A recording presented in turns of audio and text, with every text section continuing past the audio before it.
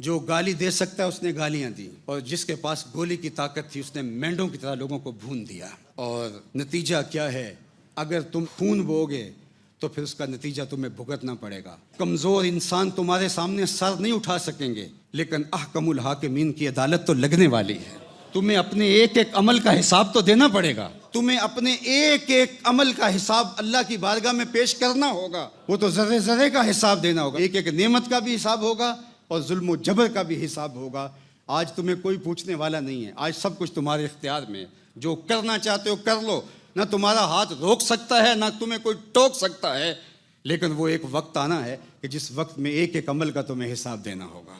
اللہ کے محبوب کا ایک فرمان سنیے، جس نے کسی شخص کے قتل میں آدھے جملے سے مدد کی، یہ نہیں کہ اس نے گولی چلائی، خنجر مارا، اس نے تلوار چلا کے کسی کا سر کاٹا، صرف اس نے تحور کے لیے، لوگوں کو ابھارنے کے لیے آدھے جملے سے مدد کی، پورا جملہ بھی نہ بولا، آدھے جملے سے کسی شخص کے قتل میں مدد کی، کل قیامت کے دن آئے گا، اس کی دو آنکھوں کے درمیان لکھا ہوگا آئسم من رحمت اللہ، آج یہ اللہ کی رحمت سے محروم ہے، آج اس کو اللہ کی رحمت کا حصہ نہیں ملے گا۔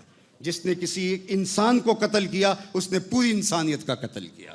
ایک انسان کی زندگی بچانے کا جو سبب بنا وہ پوری انسانیت کی زندگی بچانے کا سبب بنا۔